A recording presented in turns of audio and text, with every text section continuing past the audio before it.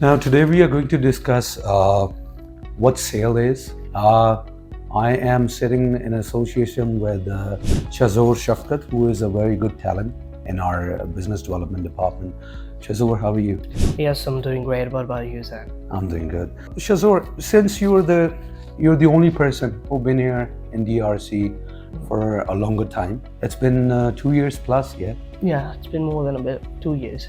Right. So let me ask you this question, Shazor. Since you've been here for more than anybody on the floor, sitting in the sales team especially, what do you think is the main difference between sales overall, including other departments, where you talk about SaaS sales or normal business to business sales?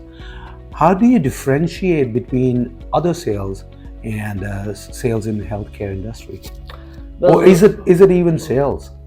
Well, it's in general sales. It comes down to hardcore selling, Right. and we have to do a bit of prospecting and find the right pain points of our clients Right.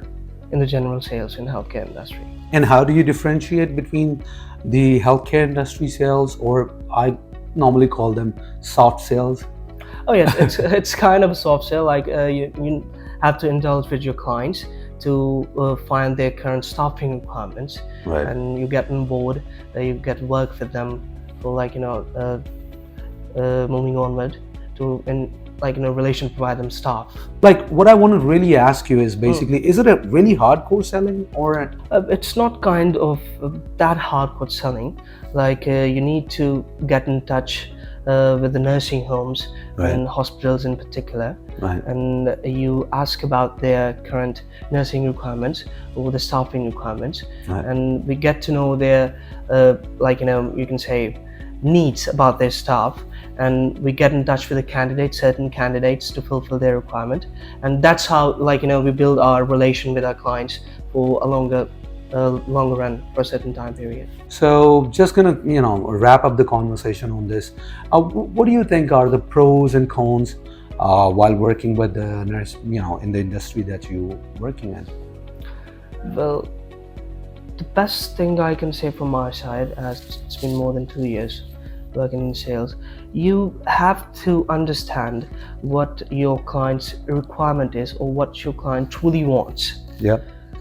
Before even the client thinks about that certain question, you have to know what he's gonna ask him next, and you have the right answer for that. So you got to be vigilant on the call. Very vigilant on that, Right. to understand what your client is really willing for. The client is What's really basically, looking for. as you said earlier, what's the main pain point? Like, once you understand, when you're speaking with any of the client and you understand their pain point, where they're lacking, where they're struggling, that's where you're converting. That's right. And I think, Shazor, personally, understanding and going to that level where you understand client's pain point is your main job.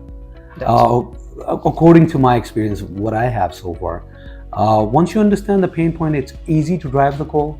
It's easy to drive the client, and even let alone coming up with a filling up their requirements or filling up their needs.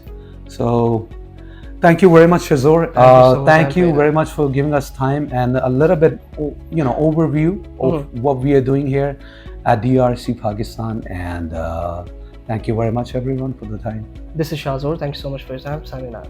Hey, this is Zain. Thank you very much for having me.